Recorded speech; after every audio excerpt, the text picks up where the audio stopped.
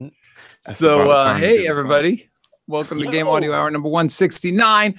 It's our weekly podcast where we discuss all things game audio, from creative ideas, the latest techniques, project experiences, to audio secrets. Here's where you find your in-depth coverage and opinions related to game audio. And according to Hangouts, we're allowed to broadcast for 8 hours. You guys ready? Oh, Yes. man. Lord of the Rings? Are we doing it? Here we go. Yeah. That's just one half of the first movie, though. 8 hours. Peter Jackson hates people.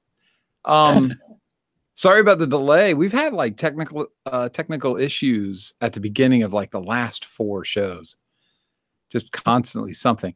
But just want to say, if people, I can't see the chat for some weird reason because of the new Hangouts update. So I am not going to be chatting, but I'm sure that the astute gentleman here named Chase. Yo. You and Vince will keep track of the chat. There's Vince. Yeah. Thanks, guys. And then just interrupt me if I'm on some diatribe while something cool comes in. Vince, what are you using there, man? See, you're at home? I am at home. This is going to be a more common place for me these days. But yeah, I'm at home. It's nice being home. It's still a mess, but home, sweet home. I'm jealous, and I like the rooster you got back there. We talked about that before. Yeah, it's pretty great. So we're guessing microphones. I'm going to go with blue. No, although it does have a blue color to it. This is actually one of my cheapos. What? It sounds good. Yeah. Oh yeah, it's not bad. It's not bad. Part of it is that it's going through a pretty nice preamp. The preamp costs a whole lot more than this microphone. What's it going through? It's going through an Aphex 207D. So it's one of these not exactly boutique mic preamp, but it's very nice, good clean gain, tubes. Replace the tubes with these Telefunken things. But the mic itself is actually a really cheap CAD mic. You can get it for something like $50 these days, and it's pretty solid. It's pretty amazing because when I look at your picture here, you look, from my vantage point, you look off axis and really far away from that mic, and it's still picking you up clean as day. Yeah, it's not bad. Right now, the mic is actually pointed such that the null is more or less the monitors in the rear, so it's pointed more at my chest or my shoulder than at my mouth. But yeah, it sounds pretty decent. Very nice. And Chase, Yeah. let's get to this. What's your mic business? What you got going on there? Super low budget. Even if Vince says his is the cheapo, mine's got to be the cheapest, reusing all things video game audio. Oh, there it is. All things video game audio. What is it? The Guitar Hero microphone. That's right. Guitar Hero microphone. Doesn't get more game audio than that, right? I don't know if you guys know, but I worked on that game, and it's not like I've ever told anybody. And I tell you what, we made the best gear ever for that game, including the high-end microphone that you're using right now. Check it out. Check it 1, 2. It does sound pretty good. Where'd you get the foamy thing, though? I don't remember a foamy thing on those. Yeah, see, I got smart. So I guess not to disparage anything great about this microphone, but I guess if I do tap it, it makes the most annoying sound in the world, and it will pick up. But I got to answer your question. I went to Sam Mash, and I just picked up one of these and I make sure it fit, and that was it. And I think I got the little clip thing too, because you guys designed it where it doesn't fit a standard microphone clip, so I have to get a special one to fit the actual stand. Or if you just keep the stand on there, then it stays. Are you saying that Activision created something proprietary so that you had to spend more money? Yeah, that's exactly what I'm saying. I had to DLC the content physically and probably had a 3D printer to go along with it. That's impossible. Well, I'm broadcasting from the surface of the sun, as you can tell. Woo! It's so bright in here. While you guys were talking, I took a drink of my scotch, which is empty. But I couldn't see that as I was, And actually, I'm not even getting scotch. Today is brought to you by Maker's Mark. Hey, I know that American bottle. Pride. What'd you say? American Pride there. That is, man. I love Maker's Mark. So it's good to see you guys. It's not like we haven't seen each other in a while. We just saw each other, what? A weekend ago? So we did our GDC recap, but you know what I wanted to do? I wanted to go over the Gang Awards in detail, like who the winners were. I thought it'd be kind of fun to kind of just step through. I have a list here of who won what, and just get your guys' input on the different games and things that were recognized. What do you think? That'd be fun. Yeah, it sounds fun. Yeah, Cool. That's good. All right. Well, let's walk through this, and let's not spend the whole show. There's all kinds of cool stuff to talk about. But let's just give it like 15 minutes. What do you say? 6:30 and we'll call it. Cool. Oh, yeah, let's all do right. it. Let's go. Best sound design for an indie game. Hellblade, Senua's Sacrifice. I think it's Senua. Senua. What'd you guys Hellblade think of has that game? been pretty cool. Man, I mean, it does have good sound. It does have good voice acting too, which is cool because that lead actress, that's her first role. Yeah, and also the game itself is a good game. They make legit interesting games over there at Ninja Theory. Yeah. So, Hellblade, I think it was nominated for quite a few things, but I believe that was the only award that it got at Gang. Of course, not the only award that it got this year. It's been acknowledged more than a few times over the last year. So, yeah, Hellblade is a solid game. Nice. I have it, but I haven't played it. Am I correct that the hero is like a Celtic warrior or something, right? Yeah, kind of inspired by that. That's rad. I Chase, wish what do I you think? Yeah, I was gonna say was gonna put a post out very soon to say if someone wants to let me borrow their PlayStation headphones so I can listen to that game while I play it. I own it. I bought it. I just refused to play it without having like the proper audio set up. And I had these Bluetooth headphones made by Sony, and for some reason they don't work on my PS4. Who would have thought? So yeah, I was wondering if anybody out there had some I could just borrow so I could really get through that game. I definitely am inspired by the idea of it being about like mental illness and the way that it looks and how it's going to play. It just feels and looks great, but I already own it, just haven't started it yet. But yeah, I definitely heard some good stuff. As far as headphones, you should probably get the Guitar Hero headphones. Those gonna work with the PS4. I don't think it's hold on, wait a minute. Any headphones can work with the PS4. Not the ones that I have. No, by virtue of the PS4 controller having the jack on the controller. Auxiliary. Yeah, that's true. I mean, it's not the super highest quality, but it's actually pretty good. But it's a 3-band jack because it's got the mic as well, right? Yeah, but you could put regular headphones in there too. Yeah, and it works. I did. Well, that's what I wanted to make that distinction because some people will see a 3-band and think, "Oh, that's wrong," or they know it's going to take a microphone. Their headphones don't have a microphone. They'll assume it's not going to work. Right. That's fine. Yeah. But it'll work. It will work. Yeah. The order I have these things in is not really like beginning of the Gang Awards to the end of the Gang Awards. So I'm just going to go down the list. And, I have to say up front, as much as fun as this is to do, there's a chance that we didn't play a number of these games. There's so many games that get released. I can't play them all. Mm-hmm. We'll make amends. So I apologize. We'll lean on Chase pretty heavily on some of these games because I know Chase, he like dedicates a bunch of time to it. I wish I could. So let's go with best game audio article, publication, and broadcast. Music scoring with sound effects in mind for Call of Duty World War II. That's Will Roger, right? That's correct. He wrote that article. Did you guys get a chance to read it? I know that I think I did it. I did read it. Nice. Almost, I think except for one of them, all the articles were on Gama Sutra. Yeah, I noticed that too. We're going to have to nominate ourselves next year. I'm just saying that. We've never done it. Or our listeners can nominate us.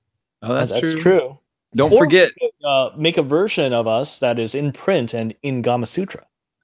I've never thought about that. Like a game audio hour article. That's not a bad idea there, Vince. It's going to bite into my game plan time. Maybe. But I was going to say to anybody who wants to nominate us, don't forget in 362 days to do that. We will petition properly this year. Thank you, Vince, for the laugh. All right, so I'm going to jump over here, and it was Best Interactive Score, Call of Duty World War II. I mean, Yep. Will Roget took it to the house, Yeah. and well deserved. I mean, he's such a talented guy. It makes me angry when I hear his stuff. I'm like, oh, Yeah. I mean, I think Call of Duty got 6 awards. yeah. Most of them for music or dealing with music, like the article you just mentioned. Mm-hmm. And yeah, well deserved for Will and actually that whole team over there. Um, it is actually pretty interesting the fact that Call of Duty, which is Call of Duty, and always this big multi-platform title, the music implementation was actually done by Sony Music. And I remember when I was hearing about that many years ago, thinking, oh, that's actually pretty interesting. There are these really good guys over there at Sony, but of course, all their services were devoted to Sony's internal games or Sony's second party. And to see something like Call of Duty, which is everywhere, not just on PlayStation, um, being worked on by Sony's people over there, that's actually really interesting. It feels meaningful to me, even though in the end it's okay. It's great audio, it's great music for yet another great game.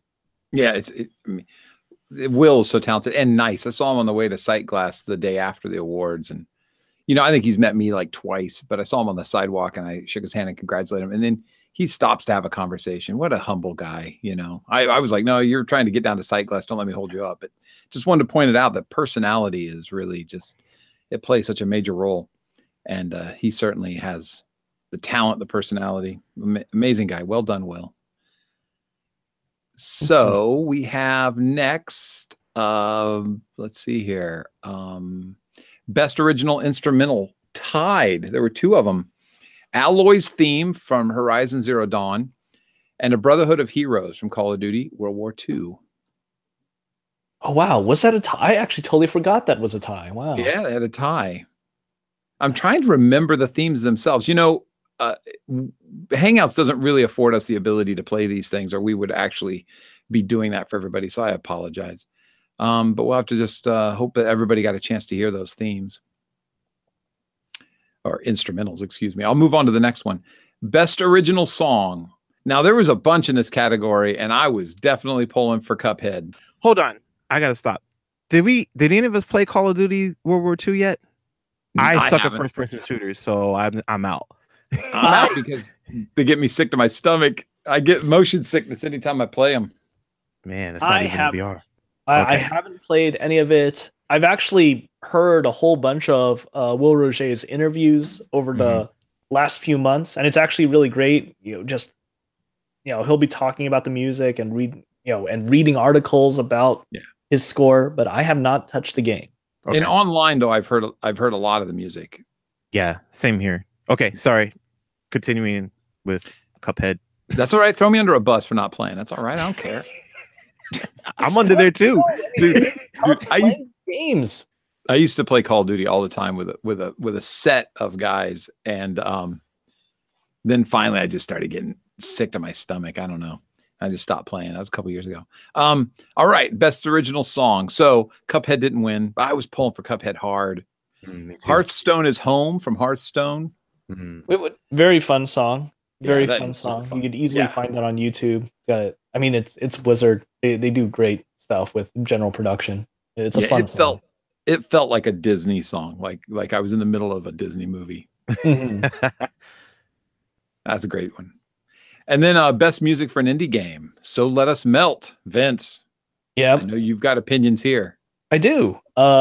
Jessica Curry is woefully underrated. For as many awards as she's gotten over the years, she is still really underrated as a music composer. She is one of the very, very best. You think so? I really do. I don't think so. I think she gets a lot of accolades. No, I mean, that's what I mean. She gets accolades, but for all those accolades, she should get a whole lot more attention.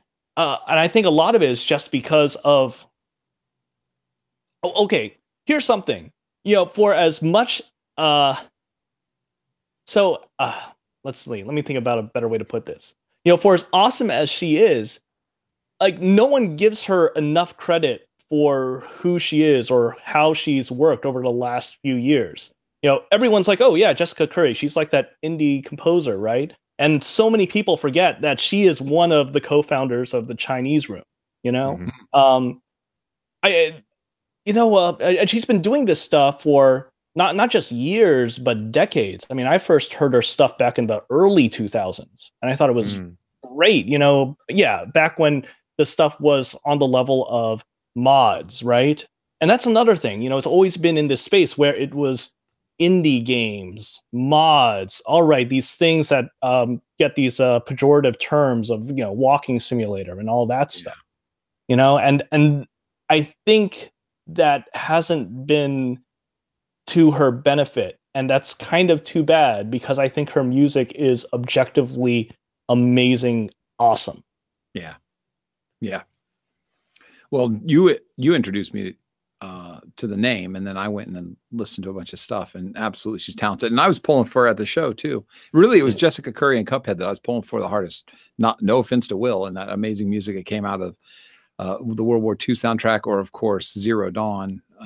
Just amazing stuff too. But I don't know, there was something about her music. Every time they'd play it, I go, oh gosh, she is so good. So let's see here. I'm going to have to extend it by 10 minutes. We're already 4 minutes away from 15 minutes. Okay. So, geez, where was I? So best music for an indie game. Yeah. Oh, I know what it is. It's in two columns. I'm on the left column. I was reading from the right column. Okay. We'll go to, I'm going to skip over some of the awards that were about people and sponsors and stuff of Gang, which is, of course, Gang's very, very grateful for. And we are too, really. Best music for a casual and social game. So Let Us Melt. Yep. Yeah. Now, early on, I saw that So Let Us Melt was nominated and was losing. It lost like the first 3 in nominations, I think, but then started winning. Oh, here's one near and dear to my heart. Best audio mix, Uncharted, The Lost Legacy. Yeah, it was really cool to see the Naughty Dog guys go up on stage for that. I actually did play a little bit of that. I feel kind of bad since I've left both Uncharted 4 and Uncharted The Lost Legacy unfinished, but they're still really good games.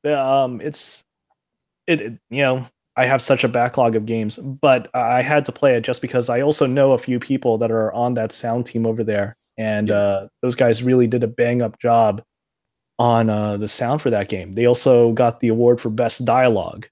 And, did a really good job. Yeah, I didn't play Lost Legacy. I played and finished Uncharted 4, but at Naughty Dog.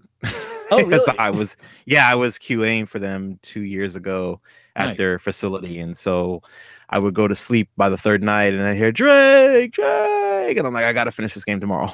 Get it out of your head. Oh man, it's all about that winch, huh? Oh, that was really good level. That was very, very creative of them. I had never seen that or done that in a game before, so I appreciated that level a lot. Yeah, I thought that was really good. But just the call out for that was just hilarious. Every time you hook that thing up and go winch. It was great. Well, just jumping over a couple that we'd already mentioned. Best dialogue was Uncharted, Lost Legacy. I guess not a couple, just that one. Best article we did. Here's one. Best original choral composition. Now, this is near and dear to my heart. My wife sings in a professional choir, and I always tempt myself to write music for them, and I haven't yet. But then there's a category, and I'm like, oh, wait a minute, maybe I should. This is something that everybody could dig into who are composers, and there's a separate category for choral composition, and this went to Aloy's theme. Aloy from Horizon Zero Dawn. Now, see, is it Alloy or is it Aloy? It's Aloy. Aloy. There you go. One more L and it's Alloy. Horizon Zero Dawn. Yeah, so that one won for best choral composition. And I remember when that came up, there was a bunch of good choral compositions. That was a good one. Best sound design in a casual social game. So Let Us Melt. Now, Jessica Curry didn't do the sound design, did she? Um,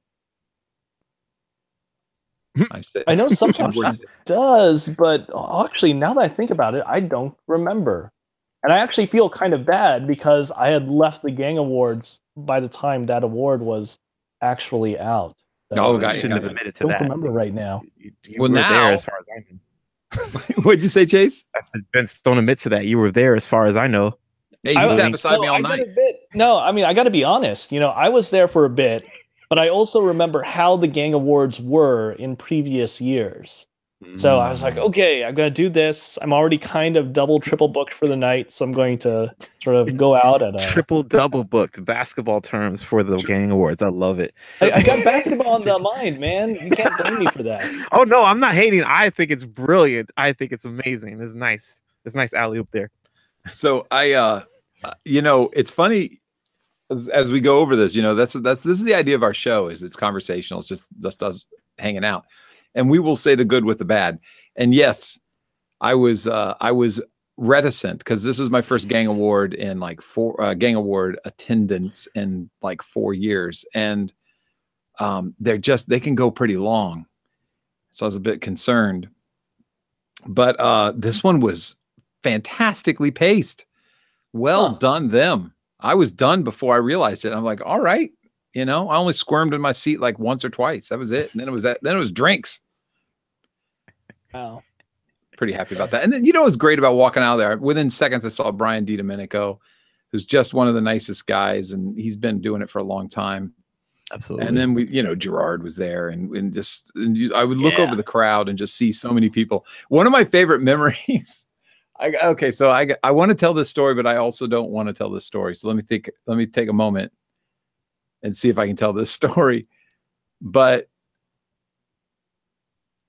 yeah, I can tell the story. So Mike Shapiro and I were we're old and we got tired. So we went and found some chairs, and there was like all these people congregated in the hallway. We had our drinks and we're sitting in a chair, and Mike and I are just like looking over all the talent that was in that hallway. And I just went like this with my drink and just kind of, I'm off in a slight distance. I'm maybe 10 or 20 feet away from the edge of the crowd. And I just hold my drink up, and I'm saying to Mike, cheers to all this talent that's standing out there. And I see Dren McDonald go like this with his drink from the middle of the crowd. I come over. I thought that was pretty cool. Yeah, that was really kind of cool. But anyway, we just shot the shit, but it's so great to see him. I saw him so many times. He's one of my favorite people. He's so talented. That I had to apologize because it must have appeared to him that I was stalking him. So, Dren, if you're watching this show, I promise you I wasn't stalking you. So now we got best audio mix. We just did breakout talent of the year. Now you guys are going to have to help me. I apologize.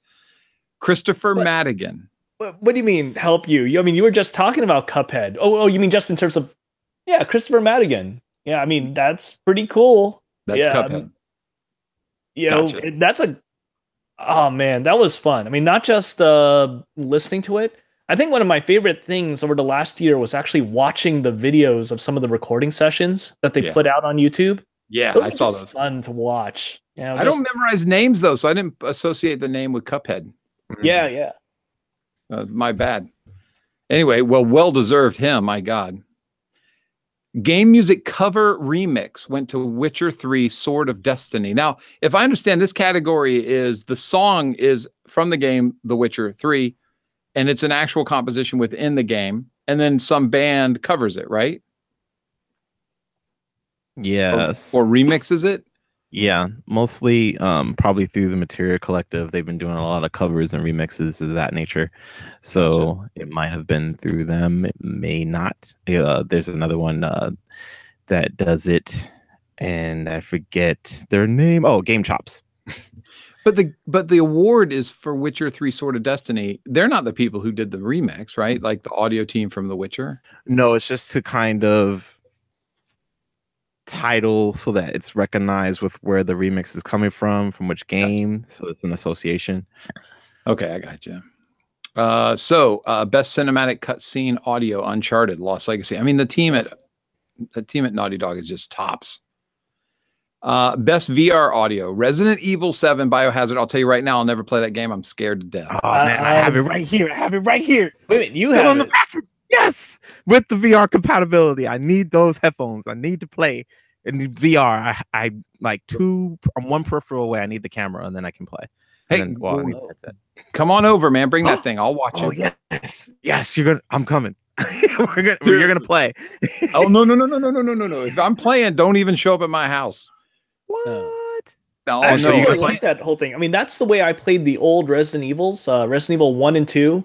You know, maybe I'll touch the controller for 10, 15 minutes at a time, but most of the time I'm just watching someone else be the one to embarrass themselves by throwing the controller up and hitting the ceiling fan, you know, when the dogs crash through the one-way screen or something like that. Yes. Let me show you. I'll demonstrate how I watch a horror movie. Are you ready?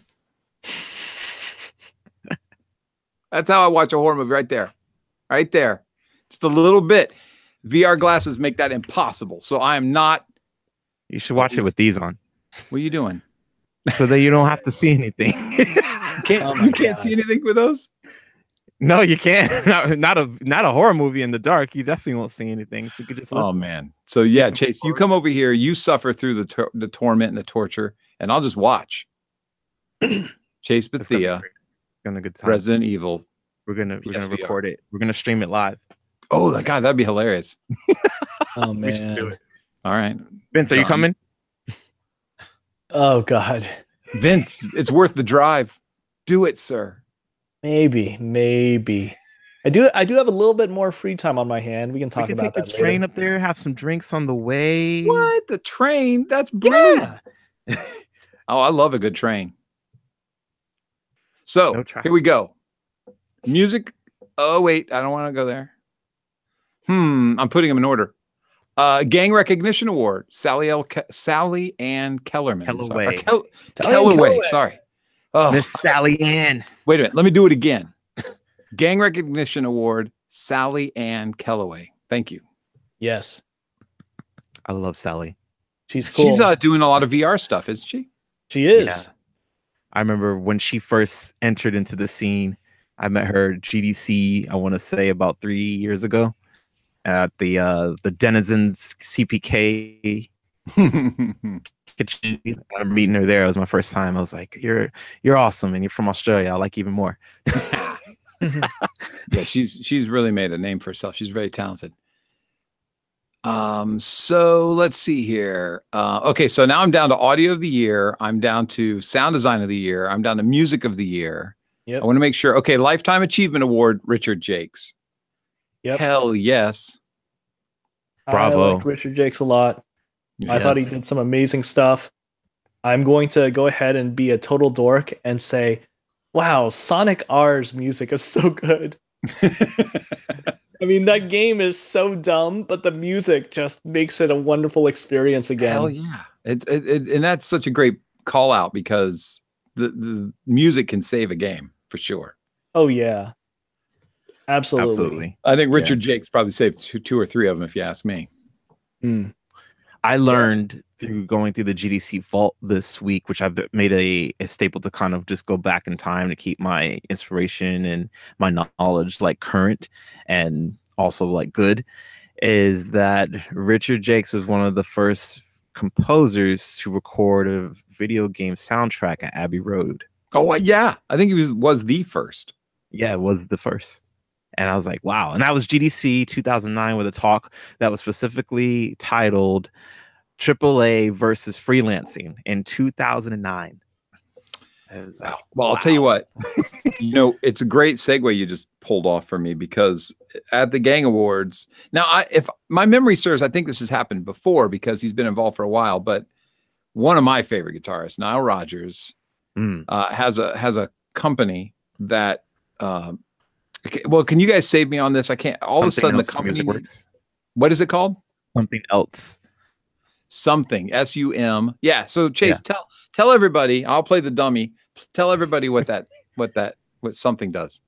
So Something Else Music Works is a company that Nile Rodgers started, and it centers around video game composers specifically, and they do articles and updates, and you can also they're also like a music service. So just like Bandcamp or anything, you can buy the soundtracks from those composers, and actually there are sometimes they have exclusive deals with certain video game composers, whereas there's things you can't get on iTunes that you can get through Something Else. And But kind of like a record label for video game composers. I'm actually on there.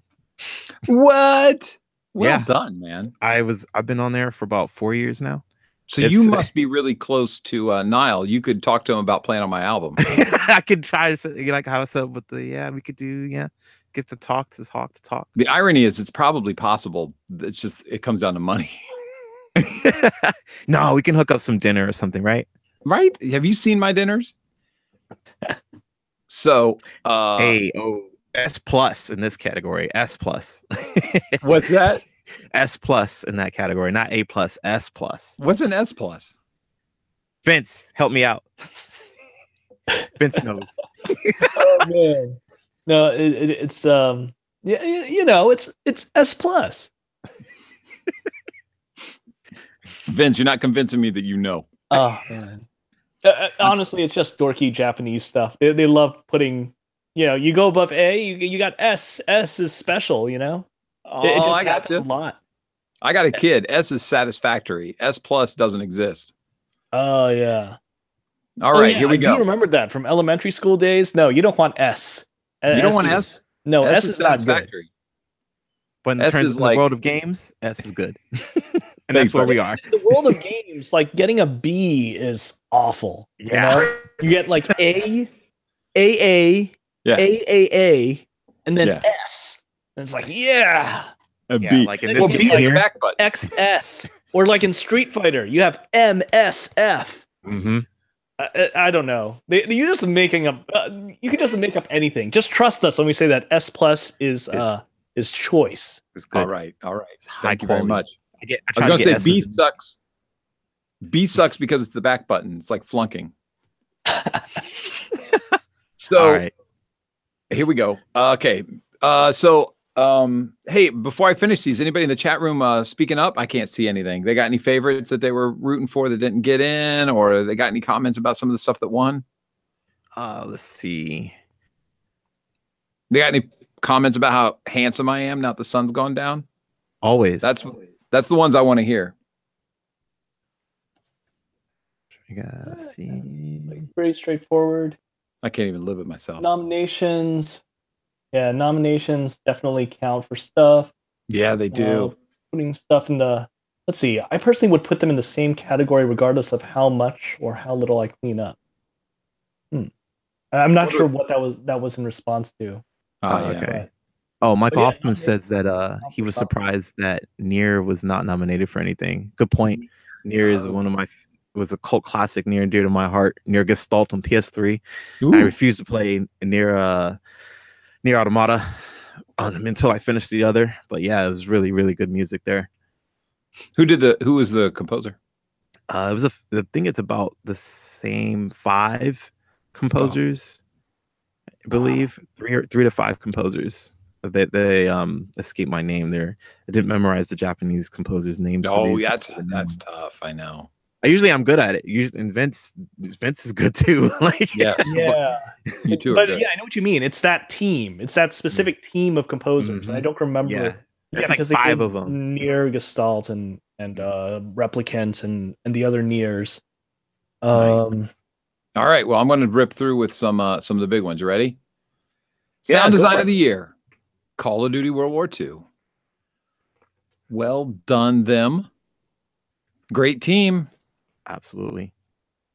Let's see here. We've got, I don't know which is bigger, music of the year or audio of the year. Which you guys tell me. Which one should I do next? Music of the year or audio of the year? Let's do music of the year. Call of Duty World War II. Oh, man. Will Roger. I mean, they certainly cleaned up on all of those other music awards there. Absolutely. Kicked ass. Absolutely. All right. Audio of the year went to Cuphead. Yeah. Which was that was actually a little bit surprising considering Call of Duty just cleaned up everywhere. I thought the same thing. And so many of the other technical sound awards, like Best Audio Mix and whatnot. Yeah. Okay, Uncharted and Call of Duty. So, but yeah, it was really great to see Cuphead get that award. Absolutely. So two awards for Cuphead, 2 or 3 awards for Uncharted, 6 awards for Call of Duty, 3 or 4 awards for Horizon Zero Dawn, Nice. and that one for Hellblade. Man, well done. They worked hard, and I love the video. If the listeners aren't familiar, definitely check out how they made the sounds for Hellblade: Senua's Sacrifice. Is actually very cool and very interesting approaches. Wow. You got a link we could put in the show? Yeah, I'll grab that right now. Thanks, man. Extraordinary Leadership and Service Award goes to Brian Schmidt. I mean, well deserved. He's always around. He's always. I didn't know Brian had gotten involved with Gang. I mean, I knew that he had Game SoundCon. And thank you for saving me, man. I'll tell you what, the older I get, words, they're in there, and the minute they go out my mouth, they're gone. Game SoundCon. So when did he start working with Gang? That is a good question. I'm not sure exactly. I mean, I remember say it like just sort of eventually happened, but no, it wasn't that early. I've actually learned that Gang has transferred a lot of hands digging into that vault, and I realized, but yeah. He's been very active for a very long time, but I think actually 2002, 2003 is somewhere safe to say around there probably. He's been a minute. Just so nice. What a nice guy. Absolutely. And he cares very deeply about game audio, boy. I'll tell you. Hey. All right, so that went a little long. Whoops. We did it in a half hour, and I'll say thank you, iZotope, for sponsoring the show, taking care of us. We have a giveaway coming up as soon as Kyle gets his act together. It's totally my fault. I haven't done the art up yet, but we know what we're going to give away. We'll do that here soon. Woohoo. So that the Gang Awards are out of the way. So okay, now I did a voiceover session on Saturday. Oh. And I just wanted to talk about that for a minute because some really cool things came to mind. So, first of all, what were you doing? Were you directing? Were you at the board? Were you actually a voice actor? What were you doing? No, nobody wants me acting. I have a face for radio, as they say. I have a voice for silence. So I was the engineer. I was the audio engineer. Director came in. He's also the creator of the animation. And an actress from LA came up, and it's a really cool animation. It's a short, and the acting was top notch. And I mean that from the bottom of my heart. There's so many talented people that sadly we say the acting was top notch all the time. But, on this show, we're pretty honest, and we would be honest about our experiences because that's the only way we can help people. But this was fantastic. So I wanted to talk about billing. I wanted to talk about the process so that people who are doing like voiceover stuff kind of understand at least what I do here, so that maybe it can help them when they're doing billing and stuff like that. So as an engineer, I set an hourly fee, and the actress also has an hourly fee. And so the director came in with a script already highlighted. I print out the script so I can follow along with what they're doing. When I'm in Pro Tools, I'm making constant markers at the beginning, trying to catch the end of the sessions that I'm going to be doing the cutting to later in the edit. Does that make sense? Each take, the director who wrote the piece was playing off of the actress so that she could have a real live environment, so she could be fed lines, which just added to the ambience, which was great, or to the performance, I mean. And, I had everything set up before they got here. I did have, on the downbeat, I did have an issue. And so what we like to do here is set up a vegetable tray and a cheese tray. Well, not cheese, but meat and cheese, because cheese can really bind up people's voice. Yeah. But, and teas and stuff like that. And my wife, being as amazing as she is, just entertained them for the 15 minutes I needed to get through that technical issue. That's non-billable time. Then they came in, mic's already set up. And one thing is, in my live room is the power supply for this board and the computer that runs this board. And they're both super loud. And so I've got them in this, it's not air conditioned, but it's just a ventilated case that's got 6 fans. It's constantly keeping everything flowing in there. And even with the door shut, you can still hear those fans because those fans are exposed to the outside of the case as well. And so I was concerned that would be picked up on the mic. So it was a condenser mic. I was using the it's right in front of me. I was using the Amethyst by Violet, which sounded really good on the takes.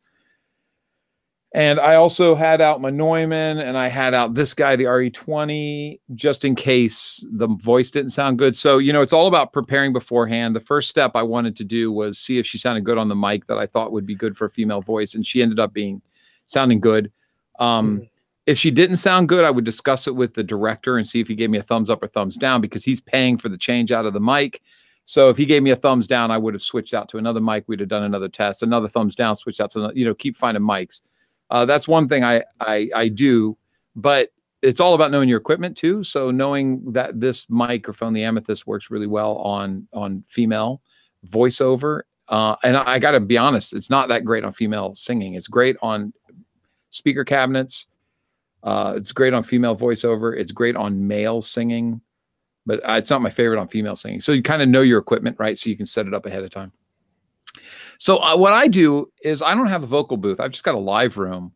And so what I do is I take 2 tri-traps, which are the corner traps, and I set them up on stands, which are actually just these piano seats that are height adjustable. I take them all the way up. I put the tri-traps on there. And then I take a regular panel that I have on the wall, like you can see right here. It's just like that one, same size and everything, same color. And on the back of it, I went to Lowe's and I got these little hooks that I can screw onto. They stick out a little bit further than the back of the panel. They stick out a little bit like this. And then I take a mic stand and I just make a T out of a mic stand and I hook them on the T-bar, tighten everything down. And then that's height adjustable to go up and down. These are going to be absolute obvious things to a lot of people, but I just wanted to talk about it. So for that 1-2 people that aren't sure, well, that sounded insulting, didn't I? I didn't mean it that way. I was trying to not be arrogant by talking about this stuff. But some people sitting there going, Kyle, why are you talking about it? There are some people who don't know. There's some people who do know. That's what I was trying to say. And so so I set the panel on the T, goes up and down, and then I wedge the 2 tri-traps into there, and then it creates this nice little vocal booth. So you don't need to spend on a whisper room or something major. You know, I mean, if you're doing VO and you're doing really well with your career, then yeah, go for a whisper room. But if you need something makeshift, I've been using this setup for years. Microphone comes over the top. Music stand, which I didn't have, major problem. I'm so used to working with singers and they don't have the music or the lyrics. They just have it memorized and they sing it. That working with VO, I was like, oh my God, there's a whole script. You can't memorize all that stuff, you know? So Jenny, my wife, ran out to our local guitar store and bought 2 stands really quickly before the second session. So everything fed into the board where I could make adjustments. I don't make any EQ or compression adjustments. I just make level adjustments because all that's going to be handled later. And fed it into Pro Tools. And while they're doing their takes, I'm doing markers to separate everything. The session went really smoothly. Time is money, as the director said. So they were in and out in an hour and a half. And then after that, I took they had an initial take, and it's just on 1 track in Pro Tools. I just let it record the whole time and just mark with markers, like I said, where I'm going to be making these cuts to make it a little easier for myself. On a really long track, you know, I've worked in situations where the engineer is actually creating a track for every take really fast, but there's always a hiccup. There's always a slowdown while you wait for that track and then a new take. And I like just hitting record and just putting markers and then going back and cutting it later. But you got to be really good with your markers, because if you don't put a marker, then you're gonna have a long space. You're gonna have to listen to that whole thing to try to figure out where the take is, especially in the case where there's somebody playing off the actress or actor so that they're being fed lines, because it looks, the person playing off is really close to the mic, so the waveform looks just slightly dimmer than the actual take. So that can be hard to find if you don't put a marker in there. So save yourself some time by putting markers. And then we reviewed in here. So while they took a moment, I did all the cuts that I could do because it was kind of a short session. They were really fast. And we went over those cuts when they returned and marked them with color to determine whether they were good or bad. The ones that need to be redid, I created a duplicate wiped out all the audio. I find that to be a good secret, and maybe it's showing my ignorance, but I always duplicate a track that's working. I don't know how many times, tell me guys, have you brought up a DAW, created a track, and you're like, oh, this is great. Then you go to create the second track and you attach like a microphone to it and you're not getting any signal and you can't figure out why. And you spend a bunch of time trying to figure out why you're not getting signal and digging through drop downs. Does that ever happen to you? Yeah, definitely. Yeah. Happens to me all the damn time. So what I've done to get around it, I just duplicate the track above because I already know it works, and I wipe out all the audio. Why even go through that headache? True. So then mute the previous track, start recording again. These are just the pickups. I called it pickups. And then we get done with that session because there's only 3 pickups. They did a great job. And we went over those 3 pickups to make sure that everything was good. And then they want to clear out. You know, time is money. So they're like, we're out of here. I'm not going to bother you while you're editing and slow the process down. So then when they left, I went back in and I cut everything up, tip and tailed it. I always use RX Connect, and every time I get a track, I just send it right into RX. I do some mandatory cleanups. I get rid of this through declicking, spectral declick, I think is what I use. I get rid of the room noise. So I was really concerned that this is back to what I was saying, that my rack was going to make a lot of noise. Oh, this is so important. So I unplugged all the separate fans in the rack. You can like open the door, reach through the front to the back, and just unplug all the different fans. But I forgot to plug them back in. I went in there like an hour later, and it was like again the surface of the sun. It was so hot in there. I was mad at myself. I was like, "Oh my god! If this computer goes down, this console goes down." So don't forget to plug your stuff back in. What I want to do is have a little. And my friend Steven had a great suggestion. He said, just get one of those extension. You know, those 6 plug. What the hell's wrong with words today? You know, words suck. Who needs words? It plugs into a wall, and it's got 6 things you plug into it. Power strip. One of those, yeah. Power strip. He was like, get one of those power strips that has an on-off switch. Aha. That's pretty smart, because then I can just put an on-off switch on top of the rack, turn it off, and when I'm done, turn it back on. So I'm going to set that up today. I bought one today. Anyway, so then I did the edits. Shift Command K, I think, is to export clips to audio. Stuck them in a folder, threw them on Dropbox. And it's really fast. You can get a lot of work done, and the session went really well. I just want to kind of talk about that process. It just happened Saturday, and as it was going, and as I was working, my brain would tickle and go, I wonder if anybody would be interested in knowing what like the process is. I don't know. Yeah. The chat room might be saying, shut the hell up, Kyle. No, I think that's great, actually. I mean, it's nice to know that, you know, there are some things that you do that are really similar to what I do. Like, you know, I'm going to be working in all sorts of rooms. I don't have a VO, you know, I don't have one of those 2x2 or 3x3, whatever, whisper rooms or vocal booths or whatnot. And yeah, I'll just take the panels that I would usually have on my wall and put it on a stand right next to my talent and just surround them a bit. And it doesn't have to be like fully enclosed, but, you know, putting 3 of those panels actually helps a whole lot for sound going out and sound coming back in to hit the microphone from the room that you're in. Absolutely. So, and you know, when you're thinking, I had a solid wall behind the actress, but her head is in front of the microphone. So anything that bounces off that wall hits her head. It doesn't go into the microphone. Anything that where her head isn't hits the panels again. And it sounded really good. It was a nice balance of live and dry. Dry. Thank you. But I was really concerned the fans were going to make a noise. Even though turning them off, my computer, the computer that runs this console runs a Windows 95. It's like a 386 running Windows 95 or some crazy thing. And the fans in it are the size of, I don't know, what NASA would use to cool an engine as it re-enters the atmosphere. And so it's loud as a mother. And I was like, oh my God, it's going to translate. And I'm going to have to go into RX and clean it all up. Barely heard it. So I was really happy about the turnout. And so even in a room where you've got some noise, if you set up your stuff right, get a little, like you're saying, Vince, just get a little bay that you can kind of park a microphone in. It makes such a huge difference, and it doesn't cost anything.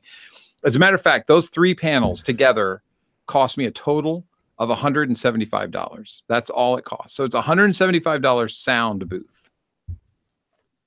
That's nice. Yeah. That's really good. GIK Acoustics, by the way. Go there. Okay. Cool. So that was my Saturday, and then Sunday was some Easter stuff. Well, it's Easter Sunday. Yeah. Yeah, it was. Where are we on the show? So we were like 10 minutes late. So we got like 10 minutes. Yeah. Actually, one thing I wanted to say, because you actually mentioned cleaning up a bit with did you say the declick or the spectral denoise? Yeah, I use spectral denoise because I read the room. I find an empty space with just some room tone, and I grab that and I print. I think they call it printing it or capturing it, and then I apply that over the whole thing. If I can't get it out with spectral denoise, I definitely use Cedar's DNS1, but spectral denoise does most of the job. Okay, cool. Yeah, I guess, and you're using that and declick. Declick, yeah. I create a preset called green apples, because you guys know the trick about green apples, right? Yep. Yeah. So for those who don't know, green apples have a anything that has a sour flavor to a person causes the mouth to create a thicker saliva, and the thicker saliva helps get rid of those sounds. I'm sure that was part of your spread. Yeah, you mentioned the snacks while you had 15 minutes of downtime. Yes, the snacks had green apples and throat coat tea and just stuff like that to get people comfortable, and water, a lot of water. But I was going to say, I'm trying to remember what the settings are in RX for D. So D-Click has 3 tabs in RX5. I'm not on RX6. And the second tab is something different. I can't remember what it's called. I set the setting to 4 for threshold, and I set the quality to high, and that works pretty. Decrackle is the second tab. Right.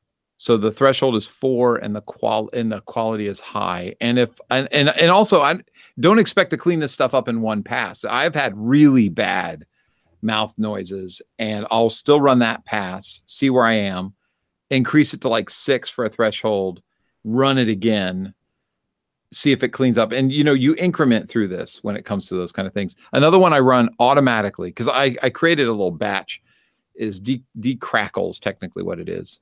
Mm-hmm. Deplosive, and I run that, maintain low energy. And if that gets really bad, then I'll use F command on the keyboard and select a frequency of around 1. I have a specific preset. I think it's 195 down, and then I'll run the next one up, which is like get rid of, like, work severely or something. Like, I think severe is the worst. There's like maintain low energy, give it the goods, and then like this thing sucks. You really just got to go in by hand. That's like the 3 settings, right, for deplosives, basically. So deplosives, yeah. And then so it's decrackle, deplow. I do EQ. A lot of people. Oh, phones, man. People will not turn off their phones in sessions, and Bluetooth frequency is 28.8 or something like that. You can see a line in RX of Bluetooth. So I always get rid of that. If nothing else, it fixes a DC offset. And then I usually taper off if it's a male voice around 80 hertz. I'll start tapering off at a 24 knee. And if it's a female voice, I'll taper off at 100. So I'll run a corrective EQ to kind of taper off that low end, get rid of any kind of bounce. It also helps with the plosives if there's any left over. So that's the kind of cleanup I'll do, but I won't do any EQing other than that. I don't get in there and get really fancy, because somebody's going to mix this later. They're going to bring in the VO, they're going to bring in the music, they're going to bring in the sound effects, and they're going to mix it. And they don't want me mixing it. So I stay out of there. And then once it clean, and then you just got, go to the beginnings, insert silence where, I pin the breaths. I do a lot of breath pinning. And for that, another isotope, I use Deep Breath by Isotope, because they've got some really good reader there. Boy, this is the best isotope pitch I've ever given, I think. I mean, it's essential. I mean, I would probably do the exact same thing, honestly. I mean, a lot of the stuff that you're talking about, I do pretty much the exact same thing. There are a few things that I batch a little bit. Like, I pretty much, without thinking, do a low sensitivity decrackle pass right at the beginning because that just seems to help everything along the way. And doing it at low sensitivity means there's almost never any artifacts, anyways. Yeah. So, it's great. Decrackle's great on sound effects too. Because like if you get a gun, if you get like a really heavy gunshot, just like like a machine gun going tick tick tick tick tick tick tick tick, right? What I would do before RX is I would use a transient designer like is it SPL that made the rack mount transient? Oh yeah. I used to have one of those. I do not anymore, but I should get it back because I still miss it.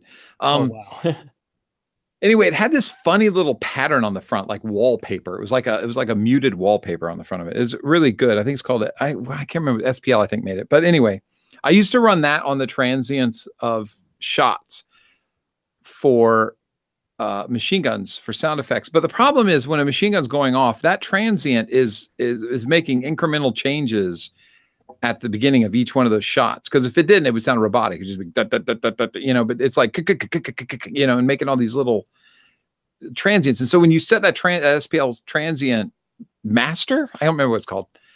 Some of them would sound good. You would get into a spot inevitably where most of them sounded good, but some of them would get cut, and you would have to just live with the result.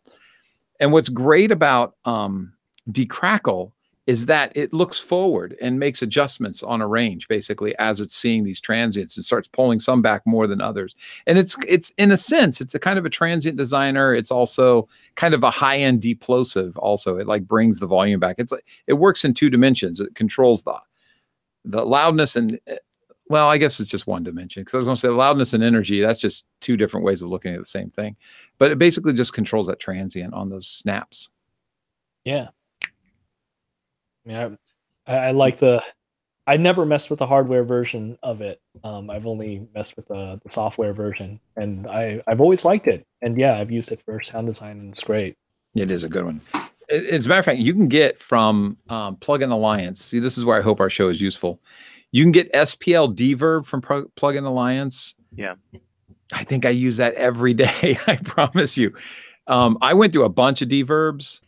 And there's a bunch of good ones out there, like Unveil, I think, by Zanaptech is one of them. And I apologize if we repeat ourselves. I feel like we've talked about this before. But SPL's Deverb is my favorite. And what's it, $60? Yeah, it's pretty affordable. Yeah. And it's got two knobs, and I don't think I've ever touched the far right knob, which is the gain knob. I just adjust the left knob until the sound sounds terrible. And then I just start peeling it back slowly while I'm repeating. But then here's a trick. It'll get you though. Cause if you loop a section, it'll sound good in that section, but it might, when you apply it, it might sound like crap later on down the line. So you got to go to a particular transient that really echoes through that room, has a really strong reverb, really like if a person tapped a table or tinged a bell or something, and it really is getting crazy reverb, go to that section, make it sound good there.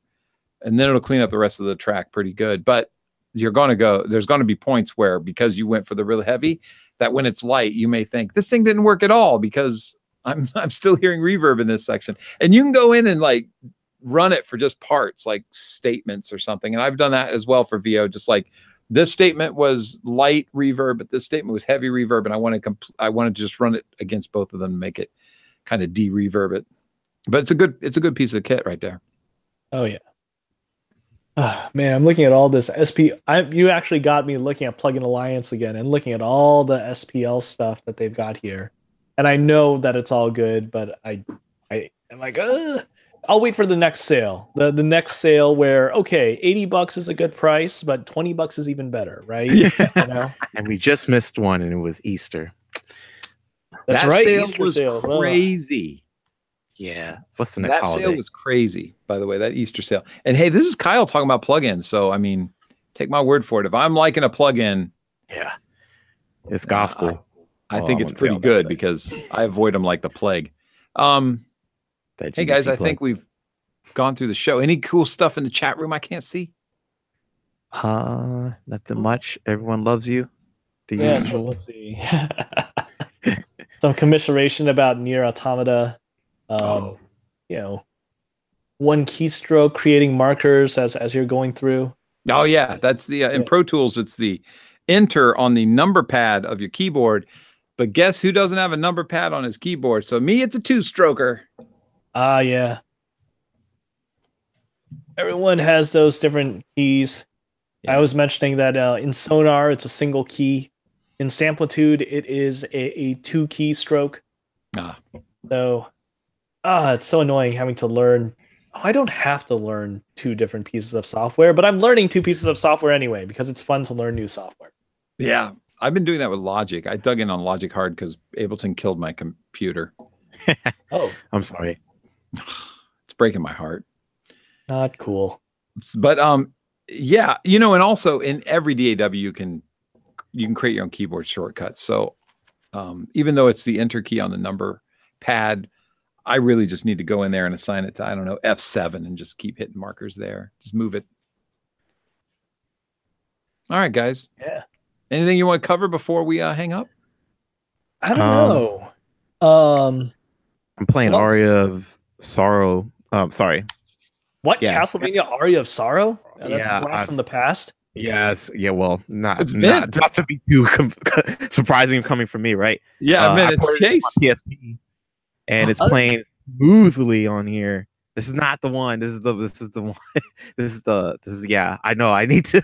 The other one just the battery thing. But I played. Let's see. How many hours? 12 hours of the game. Damn. So far, and I got. Hold on. Do it again. 12 hours of the game. It doesn't show. It's like fuzzy. Yeah, a little too close. Okay. Too close. But Focus. with that, I got through 94%. Can you see that? Geez. Damn. Yeah. 12 hours. Just take your breaks when you're doing sound, guys. I'm just saying, like, it's possible. That's smart. You're gonna get burnt out. Get a little book. Read Ready Player One. The movie's out. Play a little. I this. just saw it Sunday. Yeah. That was a I good went to the movie. Maze in Hollywood, and I almost good took movie. the Game Boy Pocket. But yeah, It's it's fun. I was going to say something. I'm so sorry, Chase. We keep talking at the same time. You go ahead. I'm done. I'm done. That dang internet. What was I going to say? There was something more I was going to say. PSP, Castlevania, Ready Player One, breaks. Oh, no, I forgot. In and out. I'm gonna dork out. I got some cables. Hey. So these are interesting cables because on one end are component. Yeah. And on the other end is a Genesis. Yeah. So there's a little bit of circuitry in here to convert the color space from RGB to component. How much did that cost? How good this will look for my Genesis, as well as via adapters for my Sega Saturn. Wow. So yeah, I care about the old school too. That's man. Oh, not only do you care about old school, Vince, you show up at parties with giant motherboards from Point Up. Yeah, that's rad. Please bring those in the too next much of a game dork. Too much. Well, I was going to say, Chase used to, we need to hold up the tradition of ending the show with what you're playing now, and I actually can contribute. What you got? What you got? I'm playing Moss, baby. Oh, okay. Moss on the VR is unbelievable. I've been hearing so much good stuff. I got to check it out. I'll be over there. I want to make a point too about VR, and I hope that PlayStation sends me some money. You got to do it because, well, damn it. Yeah, never mind. Forget my pitch. But I am going to say this. It's just that I realize how much it is. It's ridiculously expensive. I did it in piece and parts. Me too. So it's not like you can just run in and drop, I don't know, a small child on at GameStop. But having it now, I totally dig it. And I was afraid. Two things came to mind. I think I talked about this already. Is for some reason when I think of VR, I think about moving around in a space. And so I was like, well, I'm just going to run into stuff. These games are designed for you to not move. You can stand or you can sit, but they don't want you running around. You can turn around in the same spot you're standing. Listen, if I can turn around and not fall to my death in the same spot I'm standing, anybody can do it because I'm prone to to basically falling over. But so I did the Batman thing all the way through because it's a real short game. It's pretty fun. It's okay. It's not my favorite. It felt like a demo. Sorry, Batman. When you open up Batman and you're standing on this ledge in your VR, that's badass. When you go into the Batcave, that's super cool.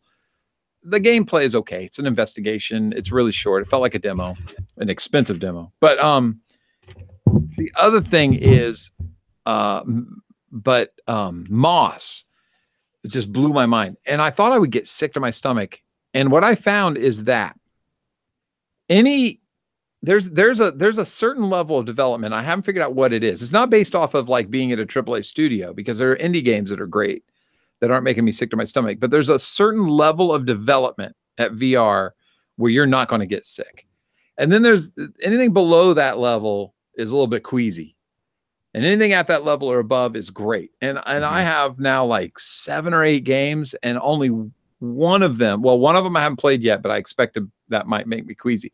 But the other one did make me queasy. It was a driving game, and the perspective put the steering wheel, like if I'm sitting in my car and I'm driving, my hands are like about right here. This is about right here where I'm driving. The steering wheel was here. And I felt like my head was slightly like coming out of the top of the car. The perspective was wrong. So every time I turned a corner, it just made me sick to my stomach. Anyway, I just wanted to say that because I know a lot of people are concerned about being sick from playing VR, and I'm queasy, man. I play Call of Duty not in VR and I get sick to my stomach, but I have only one game has bothered me. So it's about the level of development that goes into it. Absolutely. You know, Jeff, you mentioned VR. There is one thing that's probably worth mentioning. There is some new hardware out on the horizon. Because HTC's Vive Pro is coming out this week. Wow. So people know about Oculus and Vive and PlayStation VR, but now there's going to be a Vive Pro, and that will be released, I think, on Thursday or Friday this week. Oh, what's a Vive Pro compared to a Vive? Well, I'm looking at it right now. It says Chase just goes like this. Optimized ergonomics and high-res soundstage. Ooh. So that's actually kind of cool. You look at it, first of all, whoa, look at those headsets that are built into this thing. Those look actually pretty serious. They got multiple drivers and they're coming like a surround set. Well, it's hard. I mean, right now I'm just looking at the surround on that, and it seems like it's rather big. Must have a pretty big driver in it. What does it say? High-res audio certification, powerful digital amplifier. Okay, whatever. So far, they didn't say anything. Yeah, it didn't say much. I mean, maybe they do mean, okay, it's got some like Class D stuff coming in on there, but that's okay. Digital amplifier just means not going to be any analog noise. Yeah. But hey, that seems cool. Does high res mean 96 or 128? What's it mean? I think it means 96. Okay. Yeah. So that's cool, but anything can be 96. I got old audio interfaces that have 96. Oh yeah, that's true. Yeah, we've been doing 96 kilohertz since I guess 20 years ago now. Yeah. I'm always curious. I hate the marketing speak are talking about is the 1440 by 1600 pixels per eye. So there's a big resolution jump. I'm curious if that's going to cause any queasiness. Like what? It can't possibly, right? Because our eyes naturally see at a resolution that's way above that. That's true. So the higher you get in the number, I guess the better it's going to be. Obvious. Well, I think they're implying that the more realistic the visual is going to be. But you know what I want is, well, I don't know, Kyle's Gauge Engine. I want to hear that. I want to put on my headphones and be looking around and hearing all this music directionally and having it right off the environment. That's pretty cool. Yeah, it is. But now I'm just self-promoting. It's my show. No, it's not. It's our show. You guys self-promote. Man, I'm really annoyed. I'm actually looking at this. I mean, I'm comparing the, they don't have any solid specs on this. Yeah. But just from the look at it, it seems like they devoted a lot more time to the design of the audio headset here compared to the audio strap for the original Vive. And I'm actually kind of excited to try it out once I'm able to. Yeah, me too. Me too. Actually, Vive is the next one for me. I'm not a big PC gamer, but I'm thinking about getting a Steam box. And then once you get a Steam box, you can put the Vive on Steam, right? Yep. And then I'll be back on the computer or on the front room. I used to be a PC gamer. Hey guys, before I close the show out, here we go extending. Sorry, everybody in chat room. Have you always been a console gamer? Are you a PC gamer and console gamer? Were you like me once a PC gamer, but now you're a console gamer? Yeah, the latter. You want us to condense many decades of gaming to that console versus PC? Well, I mean, to be honest, I was coin op, then console, then PC, then console. So let's see. PC, console, coin op, console, PC, console. I mean, because it's like, okay, Commodore 64, right? Atari, okay, coin op, PC, 386 and stuff like Sierra Online and LucasArts, and then going into finally CDs and those console era, and then it was like a mix of PC and console because it was the beginning of MMOs. Yeah. Hey, I had to try Ultima Online. I had to try these funky things like Planet Side and other MMOs. Oh my God, Planet Side! I haven't heard about that in years. But yeah. So it's like, I mean, there's so much stuff, and now I'm only just now getting to the point where I have a computer that can handle VR now. Okay, cool. I'm gonna try some VR stuff. There are some games that I have to play on a PC, which is Civilization, which I absolutely love, and so I can't play that on a console. I didn't like Civ Rev. Chase, where are you at? I was arcade, then. Is this a console? That counts. That's a console. Okay. Then wait a minute. Handheld could be its own category.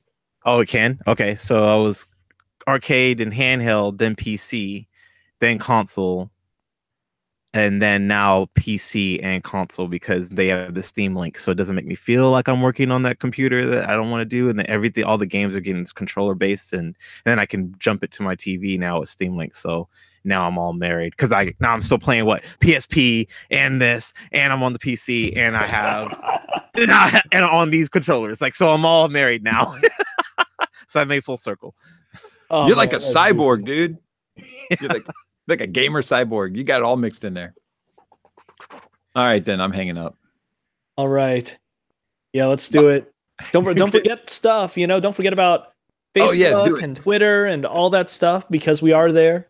Yes. And we'll be around next week. We got a bunch of interviews coming up too. I don't mind saying we're lining up some heavy hitters. I know. I'm super stoked. So you've got a couple of boring Kyle shows, and then we're going to have some interviews. Stare at my face, and then later we'll get some good people. Oh my God. That's terrible. We got good people. We got Chase and Vince, for Christ's sake, saving my ass all the time. Thanks, guys. Oh, it's always a pleasure. I'm out of here. Next week, man. Next week, guys. Bye.